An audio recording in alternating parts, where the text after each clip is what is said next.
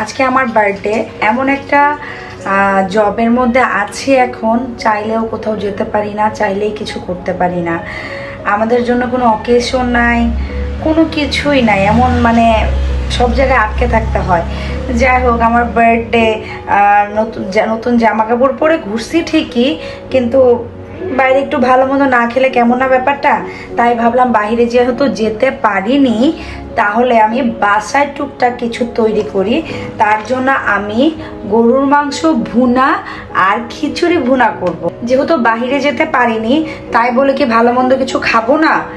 তা তো খাবো। তাই আমি বাসায় রান্না করছি আর তোমাদের সাথে শেয়ার করছি কি রান্না করছি।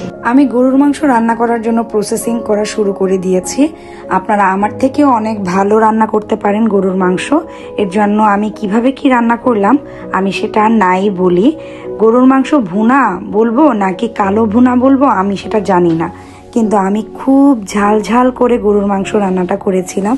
পাক্কা 2 থেকে আড়াই ঘন্টা আমি শুধু এটাকে কষিয়েছি, যাতে ধরার আগেই মাংসটা খুলে পড়ে যায়। আর মাশাআল্লাহ আলহামদুলিল্লাহ খুবই মজা হয়েছিল। ভাবছিলাম সবার মতো শাড়ি পরে জামাইয়ের জন্য সুন্দর মতো রান্না টান্না করে সামনে নিয়ে আসবো, কিন্তু ভাই আমার দ্বারা এটা সম্ভব না। আমি নিজে নর্মাল খাবার খাইতে যেয়ে জামা কাপড়ের ভিতরে 10 জায়গায় খালি দাগ লাগাই, আর এই অবস্থায় শাড়ি পরে রান্না করতে গেলে শাড়ির আসল চেহারাই পাল্টে যাবে। তাই আমার এগুলা পরেই এখন রান্না করতে যাইতে হচ্ছে। তো চলো তোমরাও দেখো আমি কি রান্না করতেছি, মজার মজার একদম ঝাল ঝাল করে তেল তেল দিয়ে বেশি করে খুব মজা করে আমি আমার গরুর মাংসটা রান্না করে ফেলতেছি। তার সাথে আরেকটা চুলায় আমার স্পেশাল খিচুড়ি রান্না করতেছি। আর এই খিচুড়িটা আমার বাসার সবাই অনেক পছন্দ করে।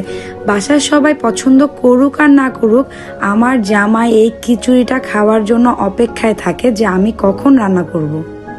এই খিচুড়ি আর গরুর মাংস রান্না করতে করতে রাত 4:30 বেজে গিয়েছিল। যেহেতু কাজ থেকে এসে রান্নাটা বসিয়েছি, তারপর আমার রেডি হয়ে গেল গরম গরম খিচুড়ি ভুনা আর গরুর মাংসের কালো ভুনা। ভাই এত মজা হয়েছে, যারা খেয়েছে তারাই জানবেন। কেউ যদি জানতে চান কিভাবে রান্না করেছি, সেটা ইনশাল্লাহ আমি কোনো এক ভিডিওতে আপনাদেরকে জানিয়ে দিব। তারপর আমি গরুর মাংস আর খিচুড়ি নিয়ে খাওয়া শুরু করলাম। আমরা দুইজনে একসাথে বসে গেলাম। প্রত্যেকটা কামড়ে কামড়েই মনে হয় ব্লাস্ট হচ্ছে। আর সাথে যদি একটু লেবু চিপড়ে নেওয়া যায় তাহলে মনে হয় টেস্ট আরও 3 গুণ বেড়ে যাবে। আমি তার সাথে একটু লেবু চিপড়ে নিয়েছি। জানি আপনাদের খেতেও খুব ইচ্ছে করছে, মুখে পানি এসে পড়ছে, কিন্তু কি আর করব বলেন, আপনাদেরকে তো আর দিতে পারছি না। তাই আপনারা যে এখন দেখছেন, এখনই কিন্তু রান্না করে ফেলুন।